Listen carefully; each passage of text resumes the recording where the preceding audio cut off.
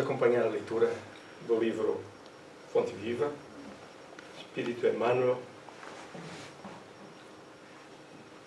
e o título é Ante o Objetivo.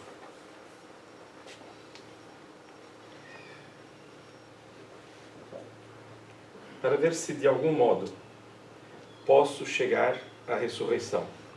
Isso foi Paulo escrevendo aos Filipenses, dando algumas orientações ao núcleo nascente de Filipos. Alcançaremos o alvo que mantemos em mira.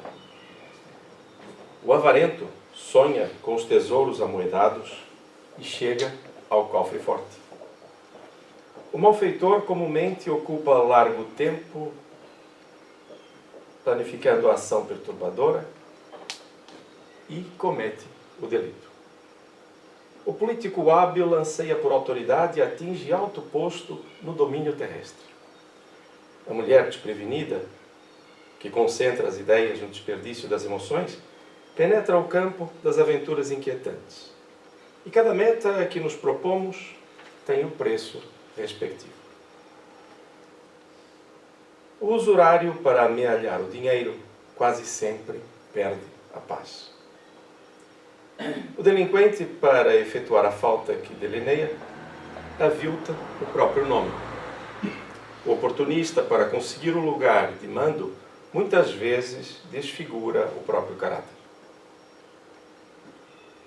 Se impostos tão pesados são exigidos na terra aos que perseguem resultados puramente inferiores, que tributos pagará o espírito que se candidata à glória na vida eterna?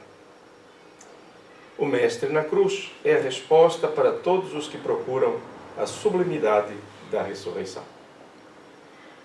Contemplando esse alvo, soube Paulo buscá-lo através de incompreensões, açoites, aflições e pedradas, servindo constantemente em nome do Senhor. Se desejas, por tua vez, chegar ao mesmo destino, centraliza as aspirações no objetivo santificante e segue, com valoroso esforço, na conquista do eterno prêmio.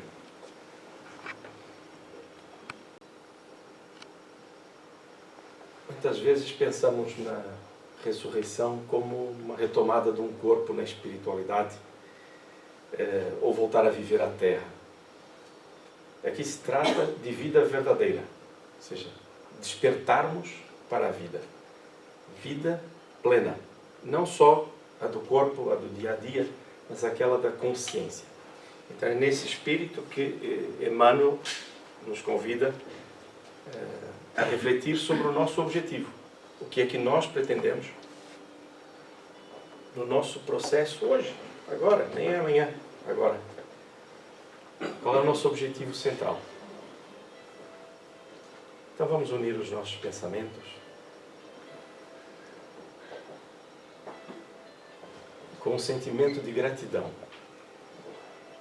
pela oportunidade bendita de nos reunirmos em nome de um ideal, de um objetivo maior, que é a nossa espiritualização, a nossa melhora, o nosso despertamento. E para isso, vamos de encontro a Jesus, nosso médico, nosso verdadeiro terapeuta, nosso irmão maior.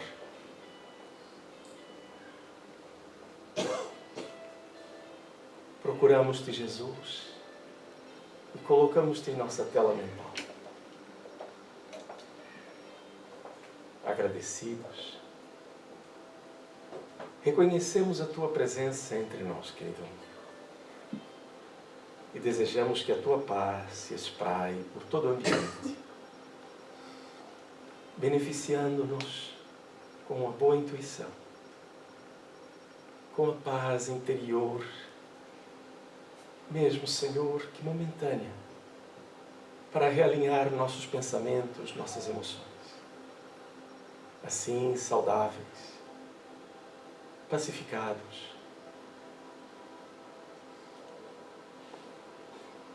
Desejamos recentrar nossos valores no objetivo de nossa existência, o progresso. Viemos buscar, Mestre amado, todos nós, instrumentos, ferramentas para o nosso dia a dia. E fazê-lo em Teu nome, e assim em conjunto, preenche-nos a alma. Nesta manhã em especial, Senhor, em que nos reunimos com um objetivo comum, todos nós temos a plena convicção de que nossas emoções somadas para o bem produzirão coisas boas, boas energias. E assim, nós te pedimos, para além do benefício natural que todos nós recebemos, Jesus, nós te rogamos pelos povos que se encontram em provas difíceis, na guerra, na fome, na corrupção para o despertamento. Nossos irmãos aqui de Marrocos, num momento tão difícil, mas que será renovador. Desejamos, Senhor, colaborar com as boas emoções. Nossas nações já se unem para o auxílio. Seja a nossa paz também material útil para a renovação. Assim iniciamos a tarefa desta manhã. Este encontro absolutamente singelo, Jesus, mas que sabemos que nos acompanhas, envolve-nos e por isso aceita a nossa gratidão, Senhor.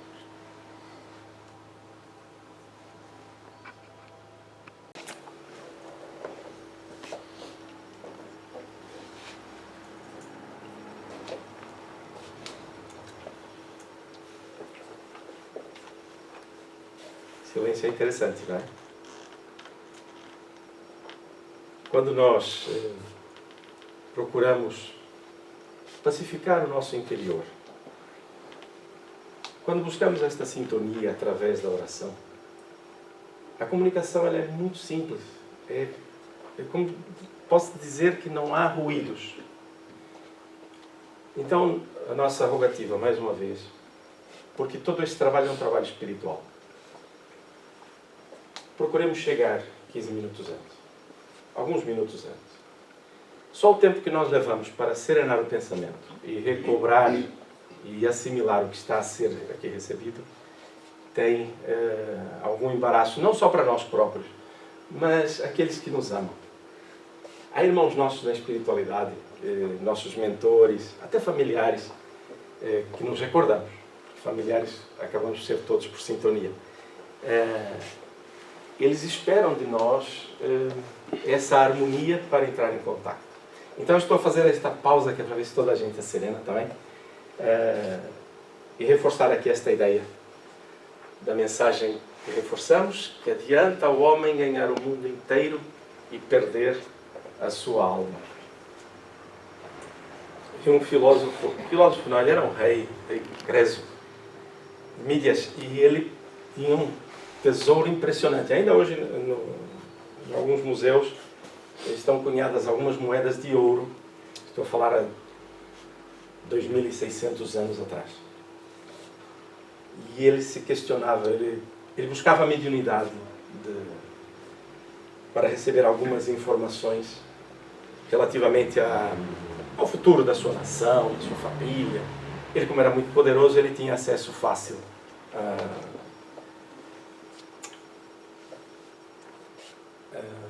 a Apolo, em Delfos. E ele recebeu algumas notícias e ficava muito embaraçado com o risco do seu futuro.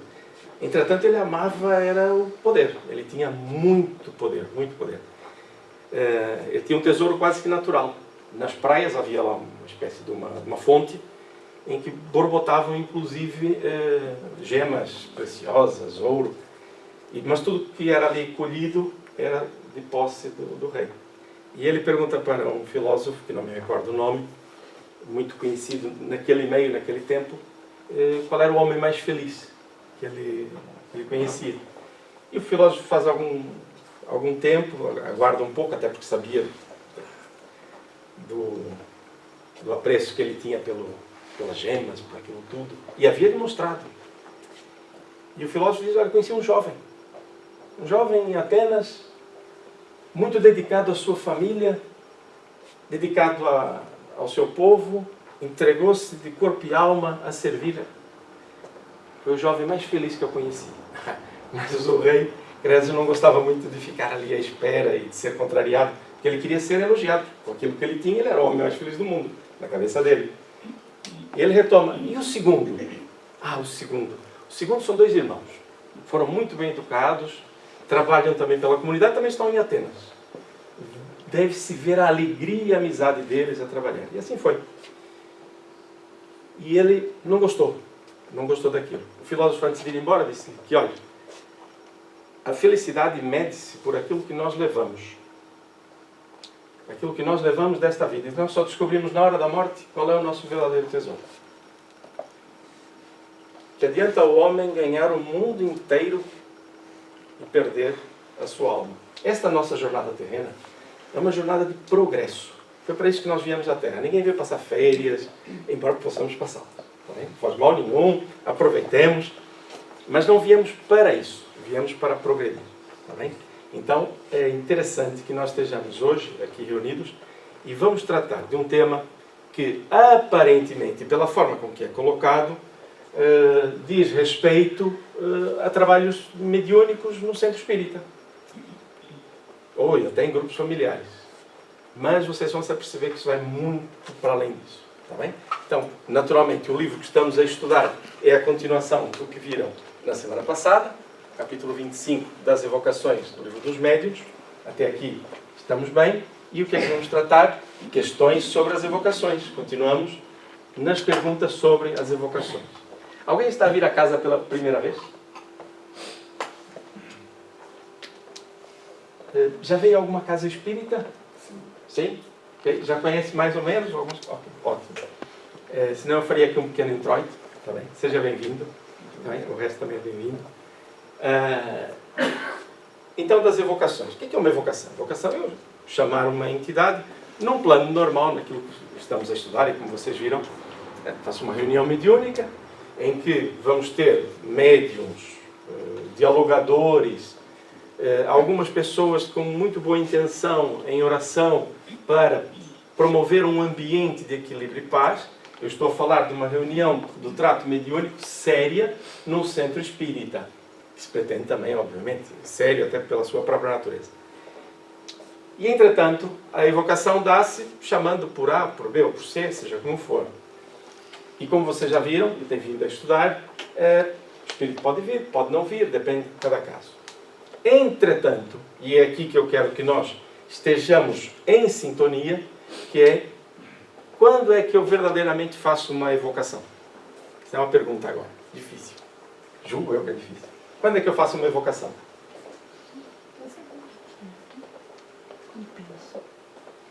Se penso. Mais, aí para trás. Quando é que eu faço uma evocação? Gente, é uma pegadinha, tá bem? Entre elas. Uma oração. Quando oro, também, e faço uma evocação. Mas eu vou colocar o patamar mais importante, mais difícil. Eu evoco espíritos o tempo todo. Com o meu comportamento, com as minhas emoções, com o que eu sinto, com o que eu passo. Constantemente nós estamos evocando espíritos. Por quê? Porque os espíritos estão ao nosso lado. Os espíritos são pessoas como nós. Aliás, vou fazer aqui um pequeno interregno, para que pensemos todos na mesma coisa, porque alguns de nós conhecem um pouco mais, outros conhecemos menos. Quando falamos em espírito, estamos a falar de uma pessoa como qualquer um de nós. O Francisco, que não vai fazer, está bem? Se ele desencarnasse aqui agora, o que acontece? O corpo dele pereceria e ele estaria tal como é. Inclusive, num padrão normal, até com a mesma vestimenta. Por quê? Porque é uma idioplastia. Então, teria um corpo e por aí fora, manteria, o que é importante, a sua individualidade.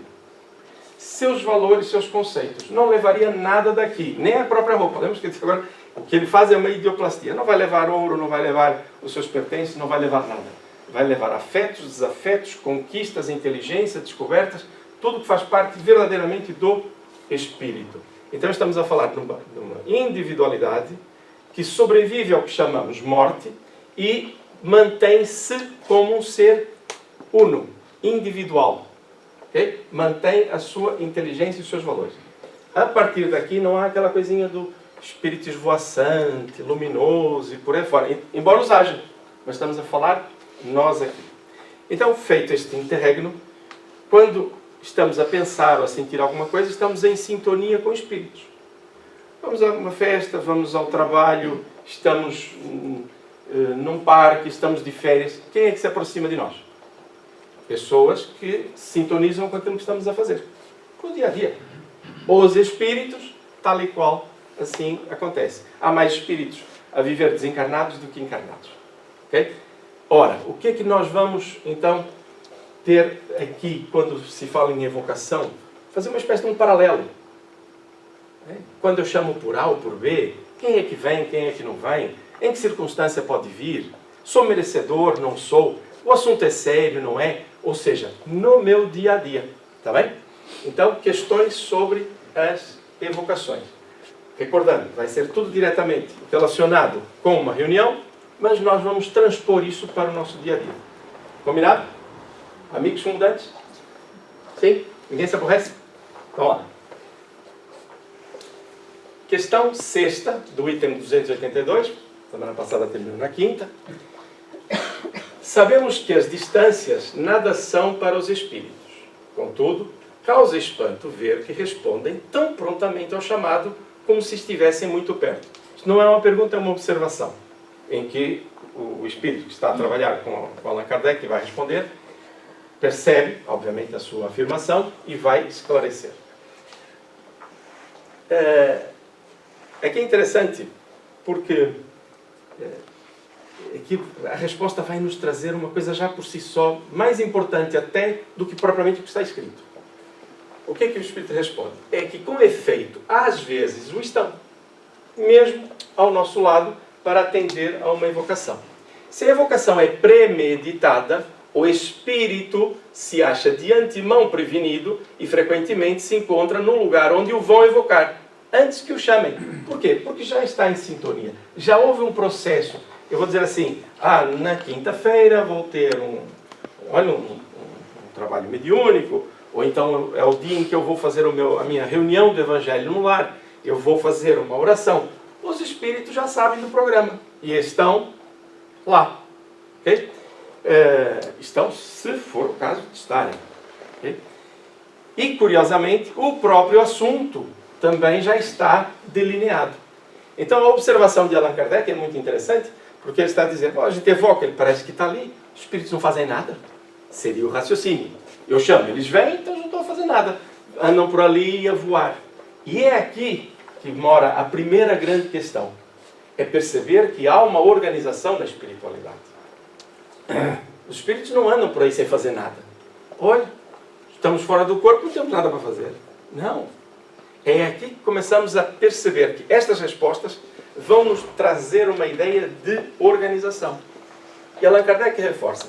Dar-se-á que o pensamento do evocador seja mais ou menos facilmente percebido conforme as circunstâncias. Ou seja, o evocador, ele vai, hora, local, seja como for, ele vai fazer a sua evocação. Esse ambiente altera-lhe alguma coisa? O Espírito diz, sem dúvida alguma. O Espírito é mais vivamente atingido quando chamado por um sentimento de simpatia e de bondade. Está aí uma circunstância. Quando eu evoco um Espírito, conscientemente, eu posso orar para um familiar, seja como for. Eu estou a emanar o quê? Revolta? Angústia? Estou chateado com ele? Estou aborrecido? Ou amo? Tenho boas memórias. Envolvo. Emocionalmente estou em paz e desejo paz. Essa é uma circunstância importante. Ele diz, é como uma voz amiga que ele reconhece. A não se dar isso, acontece com frequência que a evocação nenhum efeito produz, aparentemente. Produz na atração do espírito que se chama. O pensamento que se desprende da evocação toca o espírito. Se é mal dirigido, perde-se no vácuo. Ou seja, pensei por pensar. Não tenho uma vontade real. Ou seja, por isso é importante que nós tenhamos a noção, quando estamos a fazer uma oração, não é orar. Orar, nós podemos orar na emoção. Estou a conduzir, tenho um bom pensamento, vou fazer uma atividade, reflito durante poucos segundos e sintonizo com o bem, vou fazer a tarefa, seja como for. Numa oração em que vamos dedicar algum tempo para alguém, precisamos mesmo disto. Algum tempo. Serenar o pensamento e por aí adiante. Okay? Dá-se com os espíritos o que se dá com os homens. Se aquele que os chama lhes é indiferente ou antipático, podem ouvi-lo. Porém, as mais das vezes, não atendem. Isto é verdade? Acontece conosco no dia a dia? Sim, há pessoas que não são muito caras, mal sentido. Aliás, posso vos dizer uma coisa. Nem tocou o telefone e nós já estamos a pensar na pessoa. Estou enganado? Não acontece isso convosco? Se não acontecer, gente, vamos mudar o curso todo e vamos começar a melhorar a nossa sintonia. Acontece comumente. Estamos numa atividade qualquer e fulano, pessoa tal, e de repente a pessoa liga. Vejam como é muito melhor que os sistemas das operadoras que nós temos. Chega primeiro, porque é a própria chamada. Por quê? Porque é do pensamento, que ainda vai evoluir muito, irá evoluir muito a nossa capacidade de interação e de consciência dessa interação. Está bem? Casimiro, posso fazer uma pergunta? Joaquim, claro. Esse exemplo que deu, não se pode fazer um paralelismo com o sonho? Com o sonho. O sonho tem várias nuances. Vamos pensar no sonho em que ele é o reflexo de um ato real na espiritualidade. Ou seja, nem tudo é igual. Eu vou colocar o exemplo desta forma. Ou seja, dentro de um padrão normal. Eu adormeço, pacificado, tranquilo, posso ter ou não alguma preocupação, mas não é uma preocupação que me guinda, que me prende ao quarto ou às minhas dificuldades particulares. Não. Adormeci, tranquilo, e tenho desejo. Tenho desejo de estar em algum lugar, desejo com alguém, seja como for. Ao desdobrarmos-nos, ou seja, nós afastamos-nos do corpo sem nos desligar, também não convém. Quando fizerem isso, não desliguem, tá bem? Não desligamos do corpo, mas afastamos-nos. Então temos uma vida de relação com espíritos. Olha, vamos a palestras. Ajudamos os outros. Somos ajudados. Lidamos com pessoas que fazem parte da nossa vida emocional, que estejam encarnadas ou não, e temos essa relação. Então, esse processo, né, aqui de comunicação no sonho é igual. Se eu quiser estar com alguém que não quer estar comigo, eu não vou estar com ela. Mas se ambos quisermos, vamos estar. Okay? Desde que também, aqui há algumas nuances, né, que a pessoa com quem eu desejo estar está em condições. Será que em dado momento eu devo colher alguma coisa ou devo auxiliar? E aí é muito importante a sintonia com os benfeitores espirituais. Quando vamos adormecer, o espírito que deve reger o nosso direcionamento deve ser um espírito de humildade. Por quê? Porque como eu estou preso no corpo, eu particularmente, quem tiver lá, não tenho a noção da minha real necessidade no adormecimento. Então eu posso e devo, que quando eu adormeça, ou eu receba algum tratamento que necessite, ou que eu seja útil para alguém, ou que eu vá ouvir orientações necessárias, seja em grupo ou particulares, para o nosso cotidiano, para a nossa vida. Ou seja, eu embarco num comboio, ou num vagão de um comboio, sabendo que são esses destinos que eu quero. E aquilo que tiver que acontecer, que estiver no programa, vai acontecer. Okay? Então, pode-se fazer um paralelo com o sonho? Pode sim, Joaquim. Com as nuances de que eu devo estar preparado para essa comunicação. Que vale a mesma coisa para aqui. Que é o tal tempo em que eu preciso para sintonizar, no sonho é igual. Lembrar que no sonho, muito incomum é ouvirmos ou lembrarmos das palavras. No sonho, o que nos recordamos são imagens fortes, ditas por palavras que nos marcam a mente. É mais difícil recordar as palavras. Acontece? Excepcionalmente pode acontecer. Okay? Ou seja, para almas mais maduras ou alguma necessidade muito especial. Em geral, gravamos a visão, sentimos, eu sonhei com a minha avó. Ela estava tão bem, ela estava mais jovem. Será que minha avó está mais jovem? Claro, gente, está. Chega na espiritualidade, todos nós vamos rejuvenescendo, de acordo com a necessidade. E com aquilo que a pessoa se propõe fazer.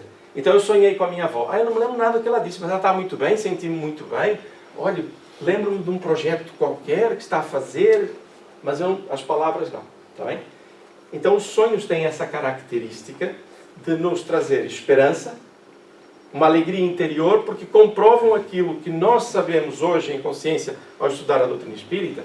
Mas nós temos uma coisa muito curiosa, é que nós colocamos em dúvida. Por exemplo, vou voltar à minha avó, tá bem? Posso?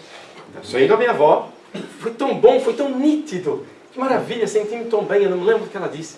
Será que eu estive com a minha avó? Gente, é claro que esteve.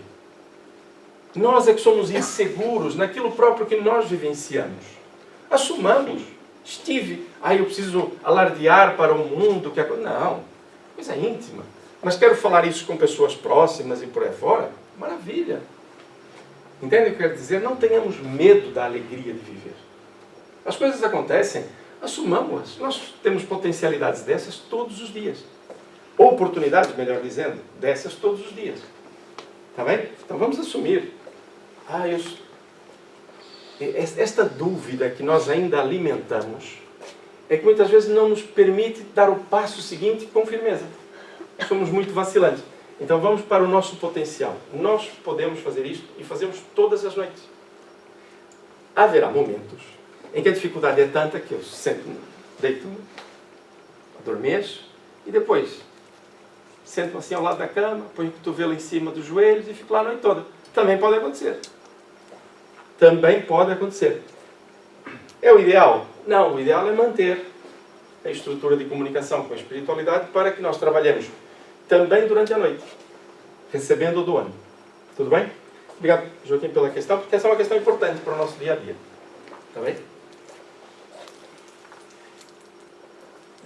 Repararam que a relação dos espíritos com o evocador, que somos nós, é a mesma que nós vemos no cotidiano?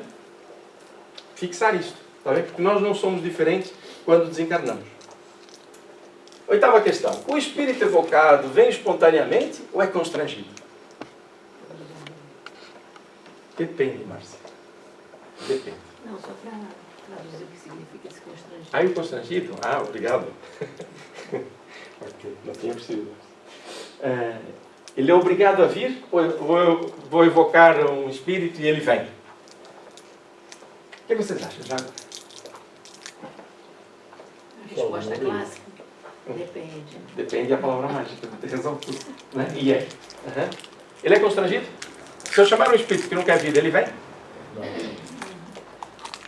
Ok. A resposta é surpreendente. Ela é surpreendente. Ok? Então vamos à resposta. Obedece à vontade de Deus. Isto é, a lei geral que rege o universo. Eu vou fazer depois uma nota sobre isso. Todavia, a palavra constrangido não se ajusta ao caso, porquanto o espírito julga da utilidade de vir ou deixar de vir. Se eu chamei, ele pensa, é bom ir, não é?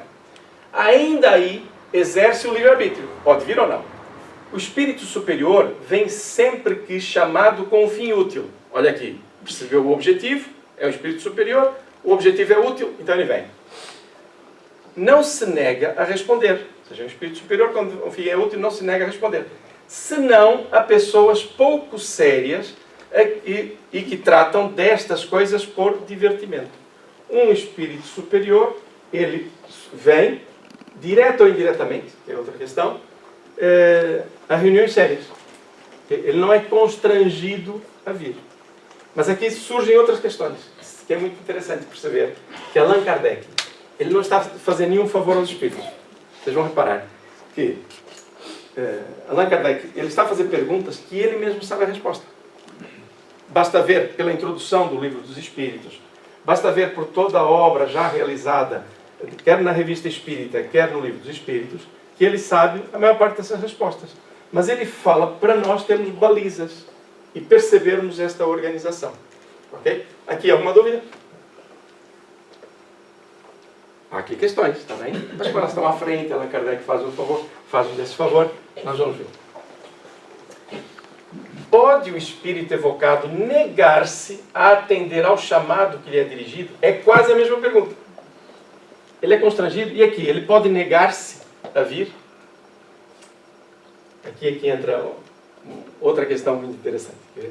Ah, peraí, gente, eu disse que eu ia fazer uma pequena nota, não disse? Sim. Obrigado. É? Para geral, para o universo. Obedece à vontade de Deus, o Espírito, isto é, a lei geral que rege o universo. A questão de poder vir ou não vir. Obedece à vontade de Deus, isto é, a lei geral que rege o universo. Por que eu quero fazer aqui uma nota? Por quando estamos a estudar a doutrina espírita, eu não falo de outras religiões porque o próprio entendimento de cada religião é seu próprio, não é? Mas a doutrina espírita, quando nós vemos assim, porque Deus quer assim, porque Deus quis assim, não é no sentido de que, olha, eu tropecei e Deus quis assim. Deus estava lá em cima e disse, olha, o Casimiro vai tropeçar. Deixa tropeçar. Ou então põe a pedrinha e faz com que ele tropece. Não é nada disso, gente. Nada, nada. Esse é um pensamento absolutamente pueril ainda de nossa parte. De não compreender que se Deus tivesse a apontar para cada um de nós e dizer o que nós temos que fazer, primeiro não teríamos o livre-arbítrio. Depois nós seríamos a pessoa mais importante do que todos os outros. Porque Deus estaria conosco. Embora Deus, irradiando a sua mensagem e o seu amor para todos, também estaria com todos. Também esse é um pequeno parênteses. O detalhe aqui é que quando se diz porque Deus quer ou obedece à vontade de Deus, é dentro da lei que já está instituída. Nós temos muitas vezes provas difíceis e dolorosas e nós pensamos, foi Deus que quis assim. Não. Na lei existe uma coisa que se chama verdade. Ou seja, a verdade é que todos estamos instituídos, aliás, inseridos. A partir daí eu posso negar, eu posso ser cético, não importa. A verdade está lá. E ela vai esperar ou aguardar que eu a utilize para o meu próprio bem. Se eu não fizer, estas leis ou a vontade de Deus criam naturalmente circunstâncias na minha vida em que eu vou ter necessidade de perceber que a verdade está lá a bater a porta, para querer entrar. E viver então essa vida plena de espírito, ou em espírito mais tarde, né? Obviamente. Então, de cada vez que falarmos, obedece à vontade de Deus, não julguemos uma individualidade a tratar e a pôr o dedo sobre nós. A lei de Deus está escrita na providência divina, que é este conjunto de regras. Aí vem o inverso. Então Deus não me conhece. Deus não olha por mim. Claro que olha. Olha e ama-nos todos da mesma forma. Só que Deus, para nos ajudar, faz o seguinte. Eu preciso de auxílio. Deus vai dizer assim, espera aí que eu vou te auxiliar diretamente? Não. O que é que ele faz? Ele usa outros para dar a oportunidade de receber um auxílio. É como aquele senhor, lembra que ficou no telhado a dizer que ia ser salvo por Deus, porque estava inundando tudo, ia levar a casa, mas ele ia ser salvo. Aí vem um bombeiro com o barquinho, venha daí, ele diz, não, que eu vou ser salvo por Deus. Depois vem o helicóptero, ele já sabe essa história, né? No final ele morre, chega do lado de lá, e ele diz, então, Senhor, não me salvaste? Claro, olha, eu mandei o bombeiro, mandei o helicóptero, fiz tudo, né? Mas você não quis salvar. Tudo bem? Então, aqui nós percebemos que há todo um conjunto de leis que nos favorecem, mesmo que, ao tomar o medicamento, ele seja doloroso. É como, por exemplo, imagine que eu tenho um problema sério e estou com febre. Reparem, o que eu vou reclamar? Da febre. Olha a nossa inconsequência. E eu não devo reclamar da febre. Eu devo despertar e saber o que está a causar a febre. Tudo bem? Estou com dores. A dor é uma informação para o cérebro de que algo não está bem. Então vou procurar saber o que é que não está bem. Tudo bem? Se eu tiver um espinho no pé e se não doer, eu não sei, vai infeccionar. Então ainda bem que dói. Tudo bem?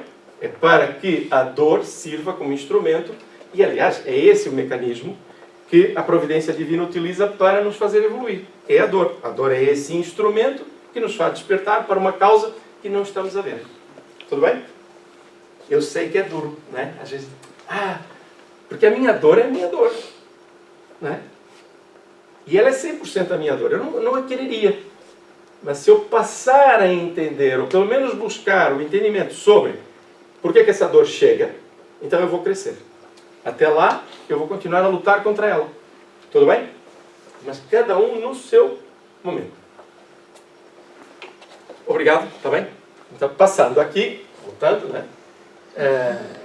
Pode o espírito evocado negar-se a atender ao chamado que lhe é dirigido? Perfeitamente. Pode negar-se. Onde estaria o seu livre-arbítrio se assim não fosse? Até aqui? Boa, né? Essa nós responderíamos tranquilos, né? O espírito, claro, se há uma organização, ele vem se ele quer. Olha o detalhe. Pensais que todos os seres do universo estão às vossas ordens? Vós mesmos vos considerais obrigados a responder a todos os que vos pronunciam os nomes? Quando digo que o espírito pode recusar-se, refiro-me ao pedido do evocador, visto que um espírito inferior pode ser constrangido a vir por um espírito superior. Opa, espera aí. Então, um espírito superior pode me constranger a ir a tal local? Onde é que está o meu livre-arbítrio? Eu posso negar? Eu vou dizer qual é o detalhe. Eu posso.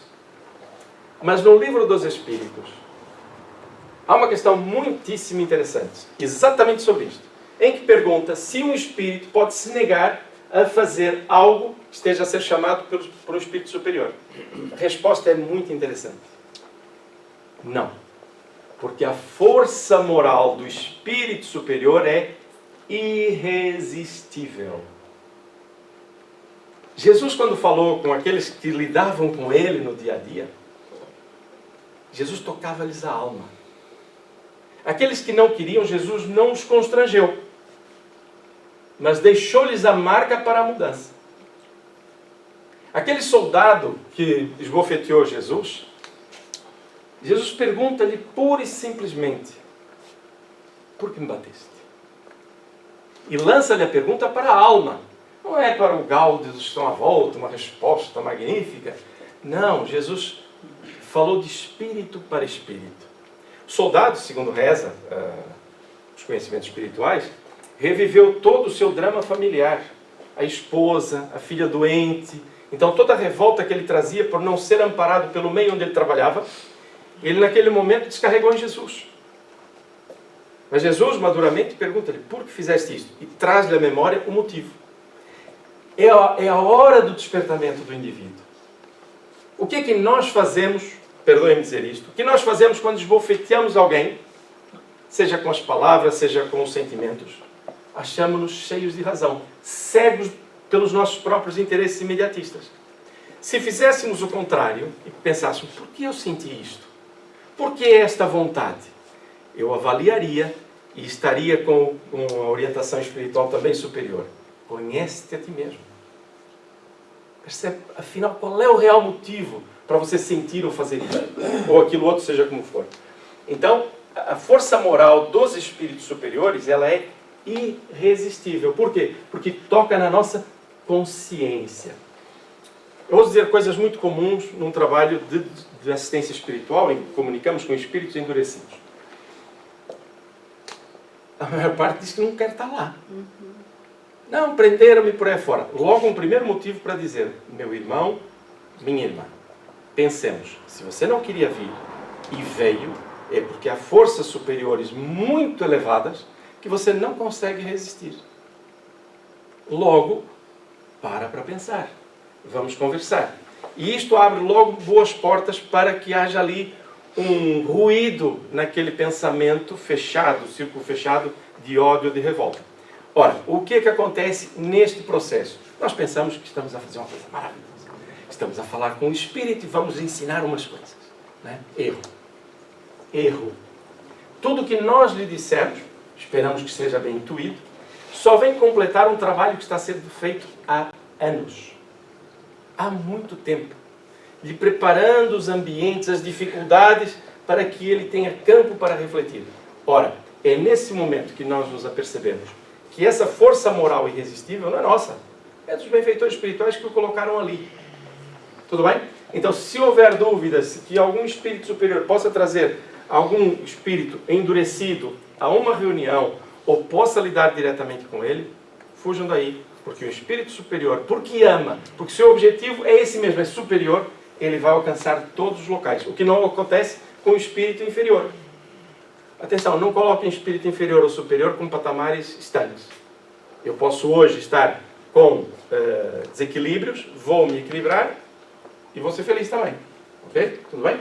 Mas no estado de revolta e por aí fora, eu não consigo ir para todos os lugares. Não consigo pelo menos subir. Casimiro, Os espíritos superiores conseguem em todo o ambiente. Então, por que não dizemos um espírito sofredor? Podemos dizer. Em vez de inferior. Podemos dizer. E se calhar é mais adequado. Está bem? Estão essas reuniões. Todo espírito, eu digo inferior, é no patamar, Eu percebi. patamar em que está o espírito num padrão mais elevado a chamar outro. É nesse sentido. Agora, porque todo espírito revoltado, que está com ódio por aí fora, é um espírito sofredor. Um espírito doente precisa de médico, não precisa de juiz. Está bem? Como nós. Ok?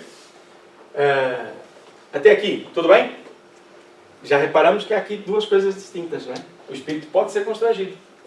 Desde que aquele que o chama é um espírito num outro patamar. Está bem? Tudo bem? Dúvidas?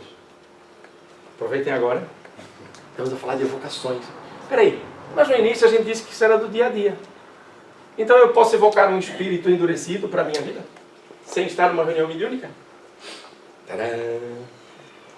Posso ou não? Ah, gente. É tão bom. É tão bom estar na Terra.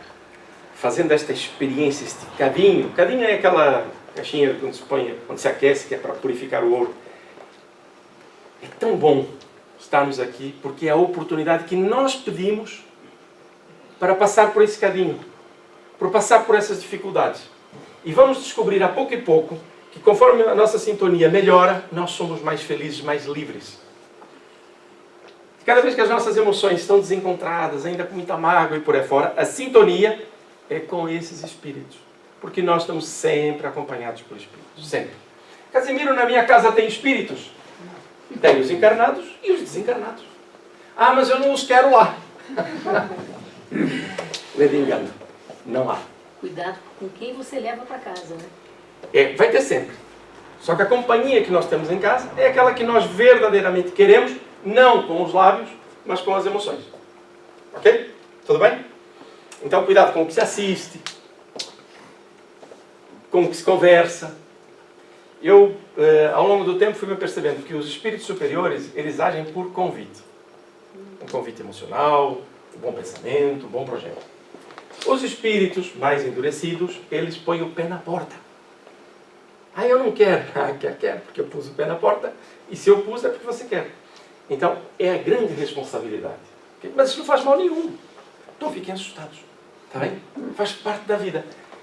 É impressionante a lei e a providência divina funcionar a nosso favor. Eu hoje fiz coisas menos boas. Amanhã faço coisas boas. A matemática da vida, o bem que eu faço hoje anula o mal que eu fiz ontem. Por quê? Porque eu aprendi a fazer o bem. Tudo bem? Então sejamos positivos. E as coisas não estão bem. Então vão ficar. Porque eu vou fazer com que fiquem. Tudo bem? Amigos comudantes? Certeza? Isto às vezes não é muito fácil, porque a gente pensa assim, eu vim ali para receber um consolo e por aí fora, e recebemos, porque é verdade. Não é? Mas traz-nos mais responsabilidade. Ok? Tudo bem? 10ª questão dentro da 282. Allan Kardec continua a falar com os espíritos. Haverá para o evocador meio de constranger um espírito a vir a seu mau grado? Repare, não é um espírito superior que está a chamar. É o evocador diretamente. Nenhum. Desde que o espírito lhe seja igual ou superior em moralidade. Se o espírito for igual ou superior, eu posso exigir a presença dele. Ele vem se quiser. Tudo bem? Digo em moralidade e não em inteligência. Ou seja, o superior ou inferior a que se refere é em moralidade, não em inteligência. Que a gente, eu sei muito, eu vou trazer aquele espírito. Mas é uma pessoa que viveu com simplicidade, mas moralmente mais elevado do que aquele que está a evocar. Ok? Isso no caso da gente chamar alguém que desencarnou há pouco tempo, que nós conhecemos, ou coisa assim. Ok? Digo em moralidade, essa superioridade e não inteligência, porque então nenhuma autoridade tem o evocador sobre ele. Se lhe é inferior, o evocador pode consegui-lo, desde que seja para bem do espírito, porque nesse caso outros espíritos o secundarão. Perceberam a ideia? Ou seja, evoca. Espíritos que não quer vir, tudo bem, está no mesmo patamar e por adiante, porque sabe qual é o motivo da reunião, né? Agora, ele diz, se lhe é inferior, o evocador pode consegui-lo. Não é necessariamente que o vá conseguir, pode, desde que seja para bem do espírito. O espírito está num patamar de mais sofrimento, como diz o César, né? Ou seja, naquele momento aquele padrão é inferior ao do evocador. O que vai acontecer é que, se for positivo, outros espíritos, nesse caso superiores, vão chamar a entidade, eu ia inventar um nome, mas pode dar uma coincidência qualquer, o Miquelino, vai chamar o Miquelino e ele virá. Mas porque os benfeitores acima compreendem que é útil para o Miquelino. Tudo bem? Sim? Repararam? Continuem a reparar. A organização. Não é eu chamo, eu faço e aconteço. Né? Ou seja, há toda uma lógica dentro da providência divina. E lembrando que muitos de baixa moralidade são extremamente inteligentes. Nós Sim. vemos isso na mesa, né? Eles chegam, a moralidade é baixa, mas há uma inteligência. E é interessante que a inteligência de alguns espíritos sofredores, ela vem de inúmeras experiências que depois lhes, aparentemente, catapultam uma falsa segurança. Para eles é seguro. Mas nós vamos nos aperceber que o que conta não é o que nós sabemos. É o que nós fazemos com o que sabemos. Isso é que nos eleva. Ou não. Está bem? E, aliás, pode ser um grande risco saber muito e fazer pouco. Porque aí o nosso grau de responsabilidade é maior. Muito será cobrado a quem mais for dado. Está bem? Por isso é que Jesus dizia, aquela coisa maravilhosa. E vós? Ele fala para nós, né? Espíritas. E vós? Que sabeis estas coisas? Que fazeis diferente? Eu não gosto muito dessa pergunta, sofrendo. Toca na minha consciência. Não é? Mas devo gostar dela. Allan Kardec continua. Na organização. Haverá inconveniente em se evocarem espíritos inferiores, ou será de temer que, chamando-os, o evocador lhes fique sob o domínio? Olha a pergunta. Bastante. E aqui isto acontece mais do que parece. Haverá inconveniente em se evocarem espíritos inferiores, e será de temer que, chamando-os, o evocador lhes fique sob domínio? Ou seja, eu chamo um espírito sofredor, o inferior no patamar moral, e ele vai tentar enganar. Por quê? Porque eu não o vejo. Atenção, há pessoas que veem, mas mesmo os olhos, do ponto de vista espiritual, enganam. Um espírito inferior pode emanar luz? Engano. Pode. Luz é material. Não é a mesma luz lucificante, mas é luz, porque são fótons. Então ele pode emanar luz. Pode ter bons perfumes? Pode. Então não nos enganemos com sinais exteriores, e sim pela boa vibração que sentimos na presença do Espírito. Porque as vibrações são as vibrações são essas ondas de afeto, de companheirismo, que fluem naturalmente. E essas não se modificam. Um espírito que... Eu posso citar um caso. Eu era muito novo ainda. Isso já vai há tanto tempo.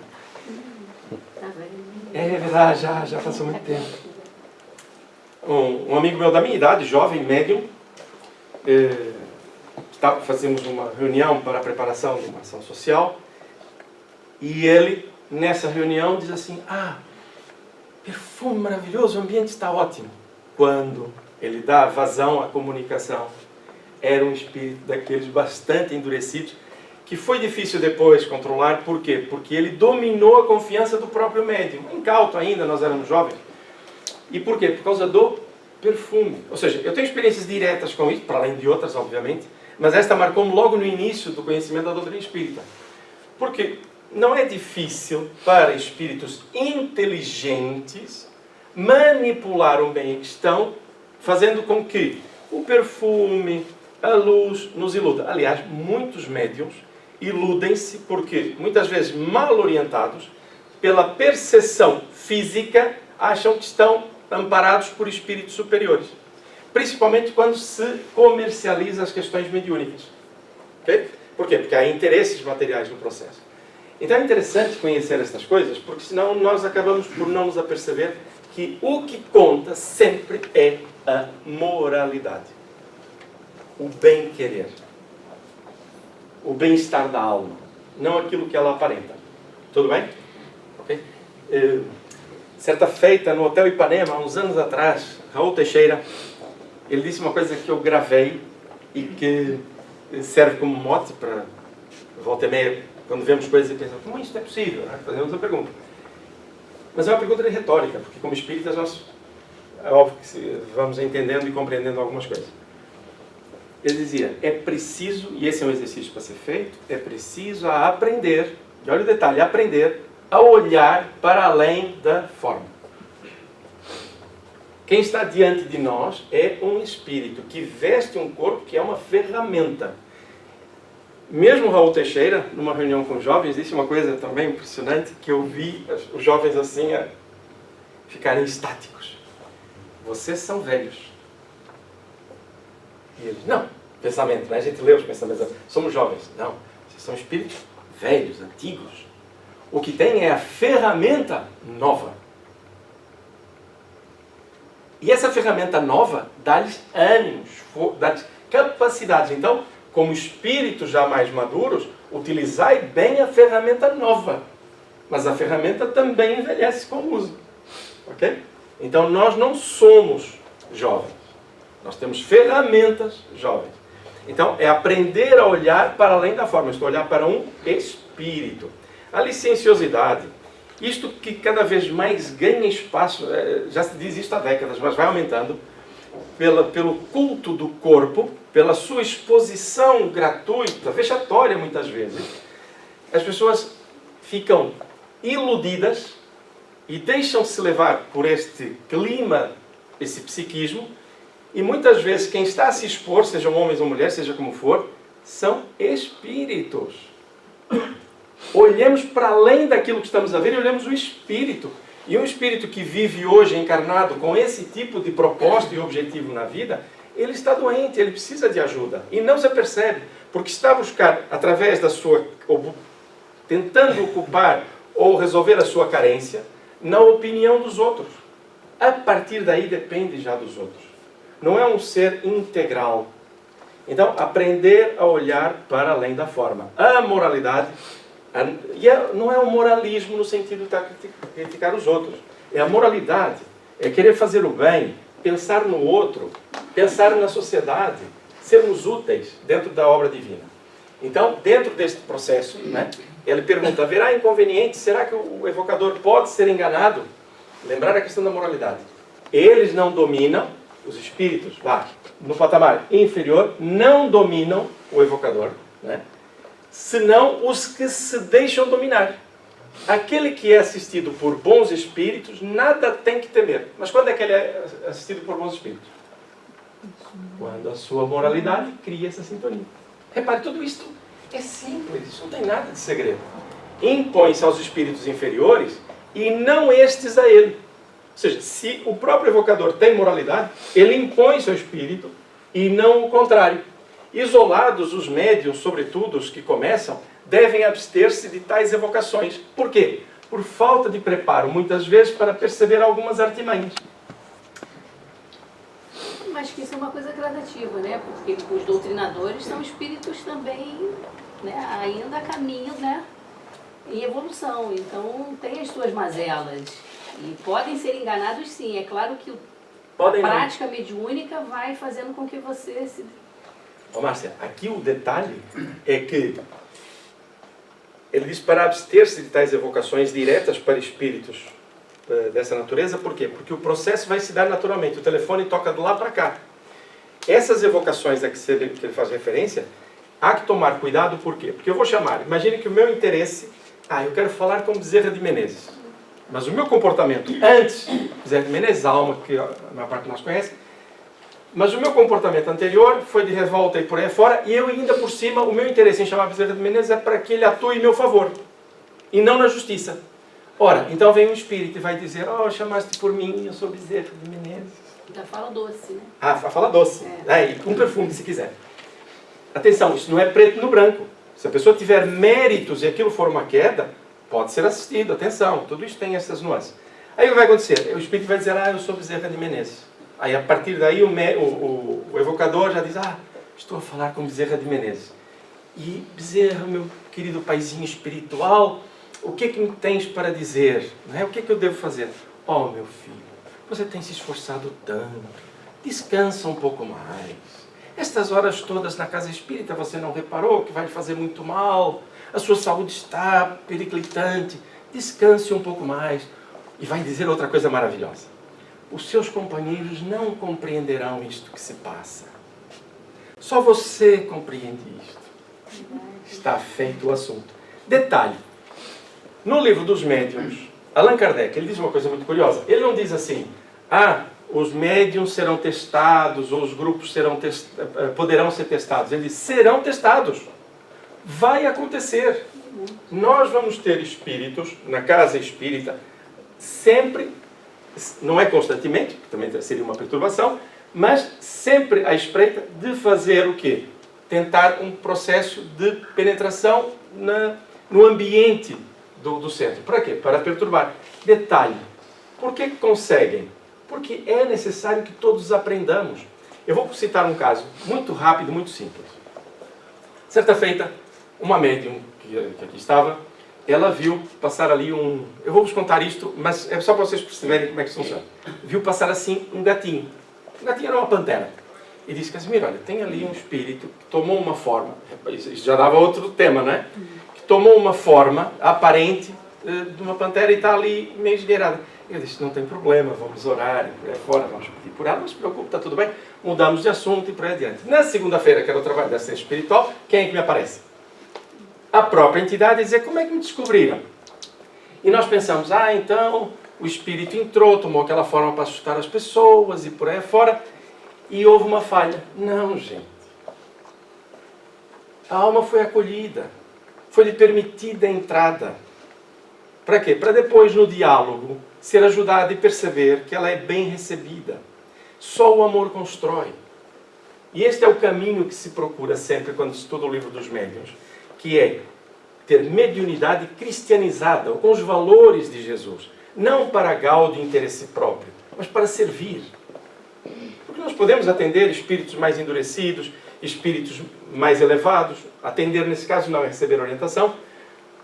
Mas o que importa é servir, é ajudar aqueles que estão a sofrer. E para isso é preciso ter o conhecimento, esse estudo, para perceber que nós precisamos ser melhores para ajudar-nos com mais segurança. Nós não somos melhores que eles. Eles são para nós uma escola.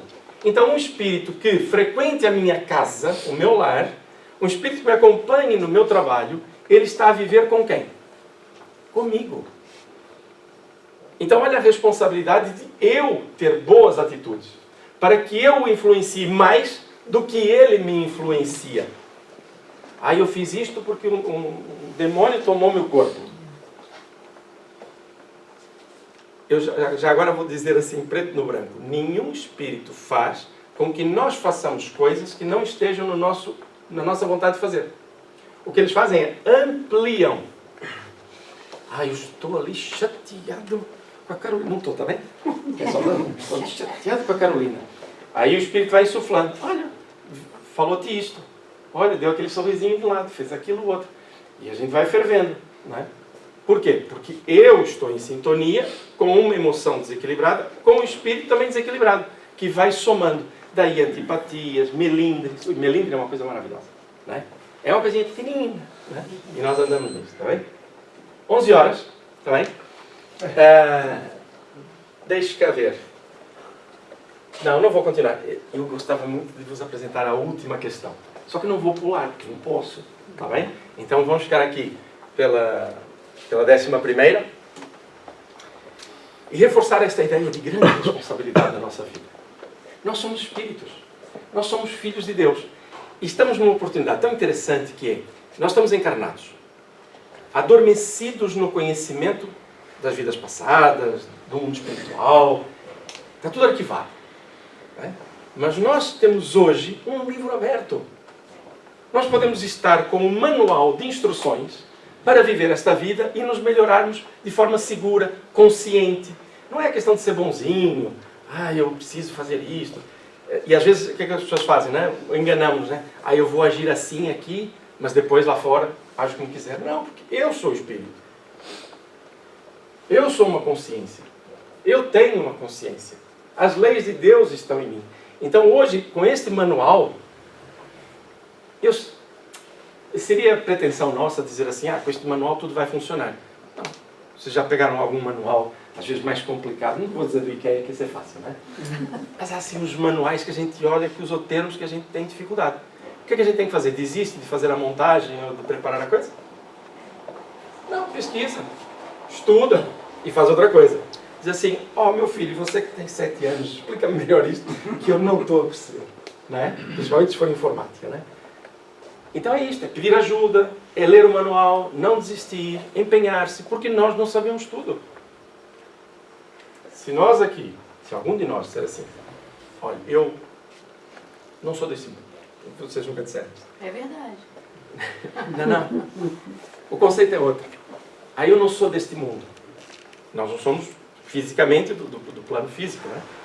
Mas eu não sou desse planeta. Como se nós não estivéssemos inseridos no mesmo patamar de evolução uns dos outros. Estamos. Então, se em algum momento eu achar que não, o mundo não vai de encontro ao que eu desejo, então trabalha para que o mundo seja conforme nós desejamos. Se não o fizer, não adianta, porque não vai criar asas. Não vai acontecer. Então, com este instrumento que nós temos, empenhemos. Semana após semana, estudemos, procuremos compreender e mantenhamos os pés bem assentos na terra. Nosso trabalho, nosso compromisso familiar, tudo. Mas percebendo por que o fazemos. E volto a dizer, não por ser bonzinho, mas porque é bom para nós, enquanto pessoas, sermos pessoas saudáveis em espírito. Tudo bem? Amigo comunidade? Agora sim, agora acho que sim. Então quem é que escolhe as nossas companhias espirituais? Nós próprios. Não é? Nós queremos boas companhias espirituais? Isto é assim, eu vou ser muito bonzinho. Nós queremos, está bem?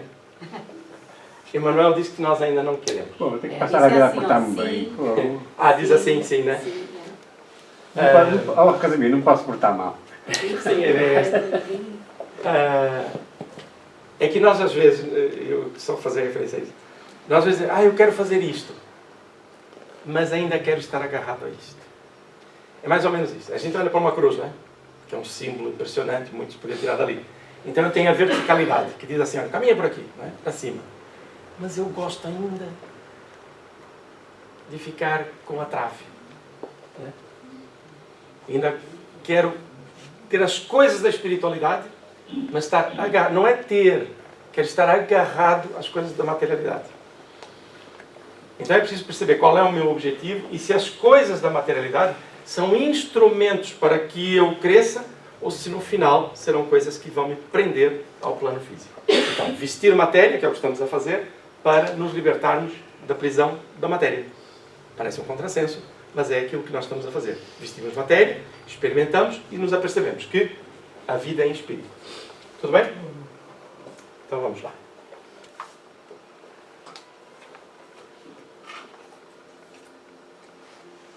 Vamos elevar os nossos pensamentos.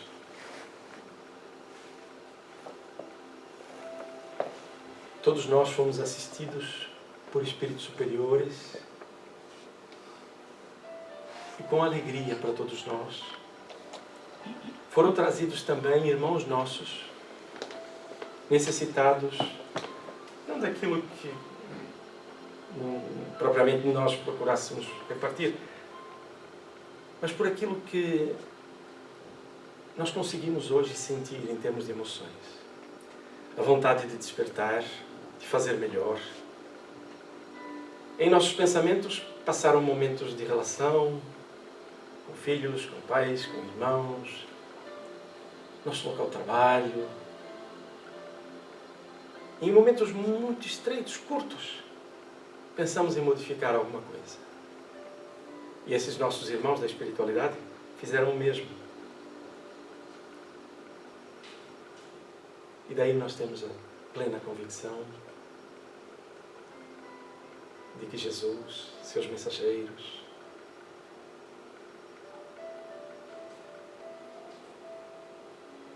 nos amparam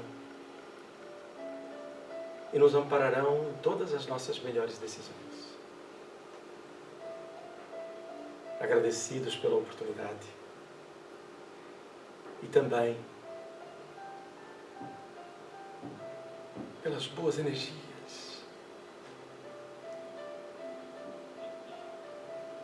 que tocam os corações das regiões mais difíceis do nosso planeta, nas provas coletivas tão dolorosas.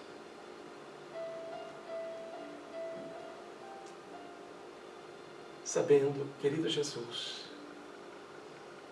que dentro das leis de nosso Pai não há injustiças. Mas nós ainda as cometemos. São vazios do bem. E estamos aqui unidos nesta manhã para doar o bem, para produzir o bem também em nós, para que o nosso coração esteja cheio das bênçãos divinas, para não dar lugar a qualquer sentimento ou vazio que possa provocar o mal em outros. É nesta certeza, nesta paz, que vamos orar em silêncio. Vamos pedir, vamos louvar, vamos agradecer.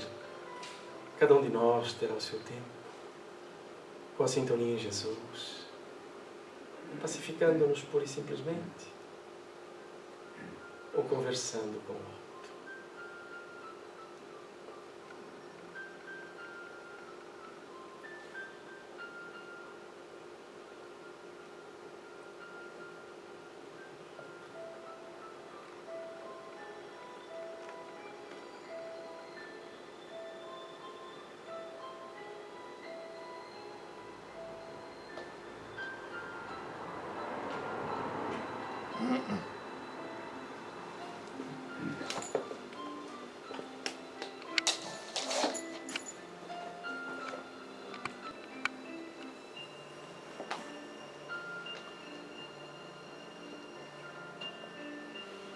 Rogamos todos nós, Jesus, que as preces, que os pensamentos,